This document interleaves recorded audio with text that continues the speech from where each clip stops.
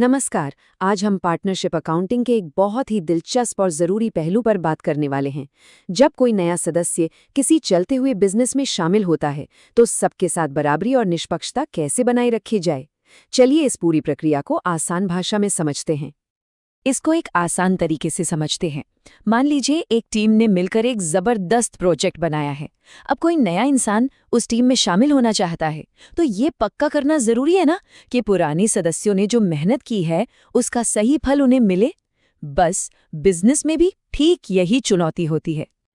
तो ठीक है, किसी नए को लाने से पहले ये समझना जरूरी है कि आखिर ये पार्टनरशिप होती क्या है, इसकी बुनियाद क्या है। बिल्कुल सीधे शब्दों में कहें तो पार्टनरशिप एक एग्रीमेंट है।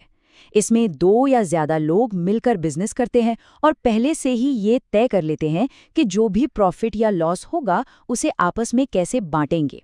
यही समझौता हर चीज का आधार है। तो चलिए फटाफट देख लेते हैं कि एक पार्टनरशिप की खास बातें क्या क्या होती हैं।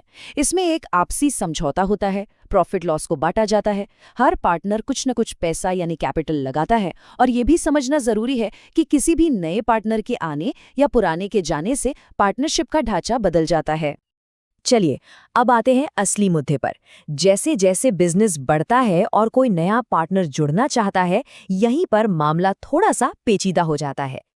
जरा सोचिए, जब बिजनेस शुरू हुआ था तब शायद एक जमीन खरीदी गई थी। आज इतने सालों बाद उसकी कीमत कई गुना बढ़ गई है, लेकिन अकाउंट्स की किताबों में वो आज भी पुरानी कीमत पर ही दिख रही है। यहीं से एक तरह का असंतुलन पैदा होता है। और यही तो असली सवाल है, क्या ये उन पुराने पार्टनर्स के साथ इंसाफ होगा जिन्होंने इतने सालों तक मेहनत करके बिजनेस की वैल्यू बढ़ाई?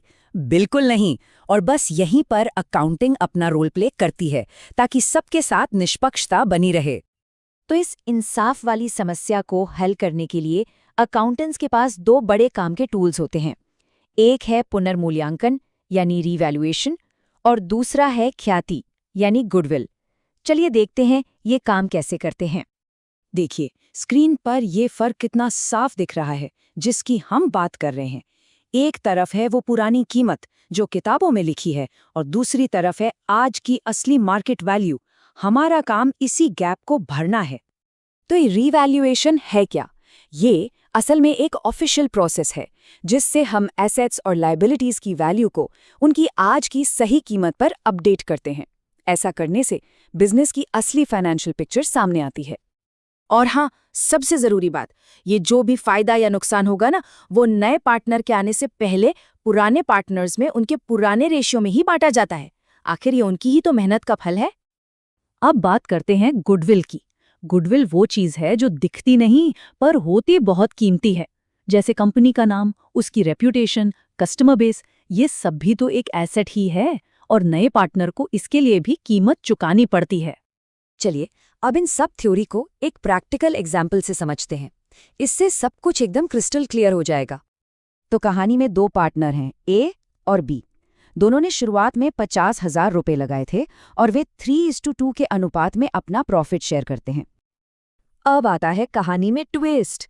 एक वैल्यूएशन होती है और पता चलता है कि फर्म की जो एसेट्स हैं उनकी कीमत किताबों में लिखी कीमत से 10,000 रुपए ज्यादा है।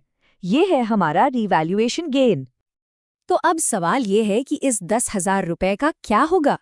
जैसा हमने कहा था, ये पैसा पुराने पार्टनर्स ए और बी में उनके पुराने रेशियो यानी 3:2 में ही बटेगा। तो ए को मिलेंगे 6,000 रुपए और बी को मिलेंगे 4,000 रुपए। और अकाउंटिंग की भाषा में इसे ऐसे रिकॉर्ड किया जाता है। देखिए, फर्म ही एसेट्स 10,000 रुपए से बढ़ गई और ये पैसा सीधा पुराने पार्टनर्स के कैपिटल अकाउंट में क्रेडिट हो गया। इस स्टेप के बाद अब बारी आती है नए पार्टनर सी की एंट्री की। सी अपनी कैपिटल के तौर पर 40,000 रुपए बिजनेस में लाता है। इससे फर्म का बैंक बैलेंस बढ़ जाता है और सी का अपना कैपिटल अकाउंट भी बन जाता है। अब सब कुछ बैलेंस्ड और फेयर है। तो ये तो हो गई पूरी प्रोसेस, लेकिन सवाल ये है कि इतना सब कुछ करना इतना जरूरी क्यों है? चलिए जरा बड़ी पिक्चर देखते हैं। ये लाइन असल में इस पूरे कॉन्सेप्ट का निचोड़ है। ये पूरी प्रक्रिया सिर्फ नंबरों का खेल नहीं है, बल्कि ये विश्वास, पारदर्शिता और पुराने पार्टनर्स के योगदान का सम्मान करने के बारे में है। तो चलिए एक बार फिर से देख लेते हैं कि हमने क्या क्या जरूरी बातें सीखीं। पहली, पार्टनरशिप अकाउंटिंग बदलाव के समय में भी निष्पक्षता बनाए रखती है। दूसरी, रीवैल्यूएशन पुराने पार्टनर्स को उनकी मेहनत का क्रेडिट देता है। तीसरी, इससे सभी पार्टनर्स के सामने एक साफ और सच्ची फाइनेंशियल पिक्चर रहती है। और चौथी, ये सब करने से भविष्य में होने वाले झगड़ों से बचा जा सकता है और विश्वास बढ़ता है। तो आज हमने ये तो समझ लिया कि जब कोई नया पार्टनर बिजनेस में आता है तो क्या होता है, लेकिन सिक्के का दूसरा पहलू भी तो है। क्या होगा जब कोई पुराना पार्टनर फर्म छोड़कर जाने का फैसला करे या रिटायर हो जाए? तब अकाउंटिंग कैसे काम करती है, ये सोचने के लिए एक दिलचस्प सवाल है।